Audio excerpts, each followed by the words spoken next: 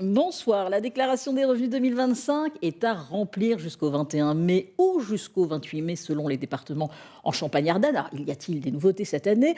Est-ce encore possible sur une version papier? Quelles sont les déductions acceptées? Vous allez tout savoir grâce à mon invité 7 minutes avec Bruno Soulier. Bonsoir Bruno Soulier. Bonsoir Valérie. Merci d'avoir accepté mon invitation. Vous êtes le directeur départemental des finances publiques de la Marne. Alors on va renseigner les téléspectateurs qui vont remplir leur déclaration. La déclaration d'impôt est déjà pré-remplie sur Internet, donc il n'y a pratiquement rien à faire. Pratiquement rien à faire, absolument. Si vous êtes en déclaration automatique, c'est-à-dire si vous n'avez aucune modification à apporter sur votre déclaration pré-remplie, que vous pouvez consulter sur votre espace finances publiques. Si en revanche, il y a des éléments qui ne sont pas connus de l'administration, comme les revenus fonciers, si vous encaissez des loyers, si vous avez des réductions d'impôts, des crédits d'impôts, si vous avez une activité indépendante qui évolue avec le temps, là, effectivement, vous devez compléter ou modifier les éléments qui vous paraissent incorrects sur votre déclaration pré-remplie. Pour toutes les solutions, en tous les cas, on peut aussi vérifier si les chiffres sont bons. Il faut expliquer aux téléspectateurs, les sommes inscrites sur la déclaration sont le net imposable. Ce n'est pas le net que l'on reçoit à la fin du mois sur notre compte bancaire. Il faut expliquer qu'on peut retrouver ce net imposable aussi sur le bulletin de salaire et vérifier.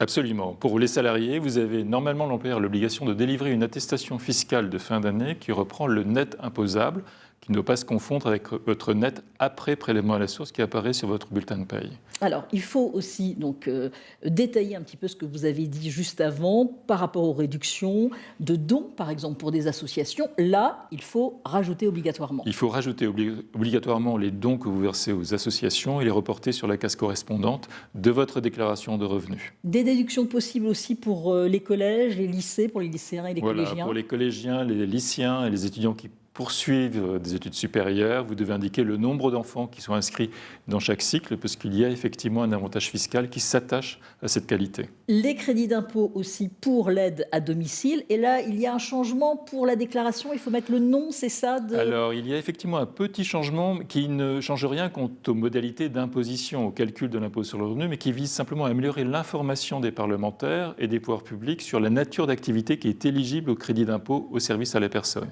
Donc, vous devez reporter la nature de l'activité, mais vous serez guidé, si vous faites votre déclaration en ligne, par la déclaration en ligne pour indiquer s'il s'agit de petits jardinages ou de travaux scolaires à domicile ou de petits travaux à domicile concernant ces crédits d'impôt. D'accord. Alors, ça, généralement, on a des factures, on a des papiers aussi pour les réductions d'impôts pour les associations, pour les dons.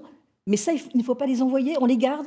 Vous les gardez. L'administration fiscale, si elle demande des renseignements, vous adressera un courrier, il vous demandera de produire le justificatif, mais les justificatifs n'ont plus à être transmis à l'administration. Donc vous déclarez en ligne, vous les conservez avec vous. Vous déclarez papier, si certains contribuables continuent à déclarer papier, eh bien vous les gardez également avec vous.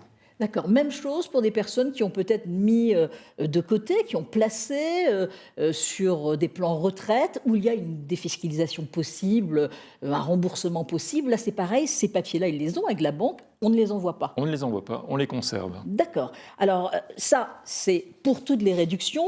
La déclaration sur papier, parce que tout se fait sur Internet, mais est-ce que ça existe encore? Est-ce que c'est disponible encore pour certaines personnes qui n'ont peut-être pas Internet ou d'ordinateur? Alors, la déclaration papier est encore disponible, même si effectivement on essaie d'orienter les usagers vers la déclaration en ligne, parce qu'elle présente beaucoup d'avantages.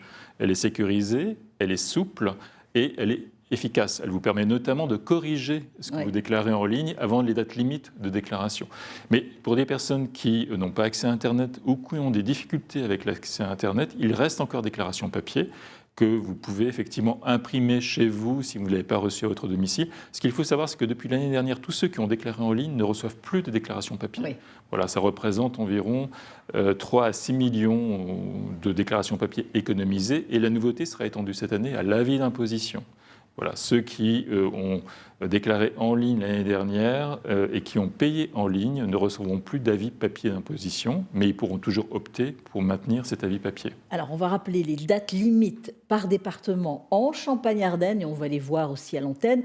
Pour les Ardennes et pour l'Aube, c'est jusqu'au 21 mai. Pour la Marne et pour la Haute-Marne, c'est jusqu'au 28 mai. Alors, s'il y a une erreur, par exemple, on déclare cette semaine et on se dit « Oh là là, j'ai oublié quelque chose ». On peut le faire jusqu'à ces dates que l'on vient de citer, mais ça peut être aussi après. Après, absolument. Vous pouvez tout à fait corriger votre déclaration. Si vous faites votre déclaration en ligne, c'est ce qu'on appelle une télécorrection jusqu'au mois de décembre qui est encore possible. Si vous la faites papier, vous avez toujours un délai de réclamation qui existe. Donc vous avez la possibilité d'exercer ce qu'on appelle votre droit à l'erreur pour corriger votre déclaration de revenus. D'accord, les rendez-vous sont encore conseillés par téléphone, en se déplaçant, c'est encore possible si on a peur de faire une erreur? Absolument, nous sommes ouverts, nous sommes une administration multicanale. Je recommande de prendre rendez-vous par téléphone ou d'appeler le numéro national qui est le 0809 401 401 sur des plages d'ouverture élargie qui vous permet d'avoir un conseiller au téléphone qui pourra vous guider du renseignement simple jusqu'au renseignement le plus compliqué et éventuellement prendra rendez-vous pour vous avec un service des finances publiques. Et puis on peut retrouver aussi une carte interactive sur impôts.gouv où là il y a tous les lieux où on Tous peut les lieux qui rendez-vous. sont accessibles, les maisons France Service qui vous accueillent, nos permanences qui peuvent être géolocalisées, comme nos services d'impôts des particuliers qui sont ouverts au public avec les horaires d'ouverture au public. Et il y a une application mobile aussi. Une application mobile qui s'enrichit cette année de la messagerie sécurisée qui vous permet de dialoguer avec votre service, avec votre smartphone, en toute sécurité.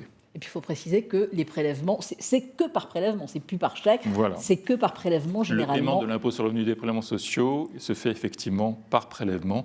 C'est le moyen de paiement le plus simple et le plus sécurisé. Et donc, pensez à bien vérifier à la fin de la déclaration vos coordonnées des bancaires, parce qu'elles sont nécessaires pour payer le solde ou restituer le montant d'impôt qui doit être remboursé. Évidemment. Merci beaucoup Bruno Soulier d'avoir accepté mon invitation. Je rappelle que vous êtes le directeur départemental des finances publiques de la Marne. Merci à vous.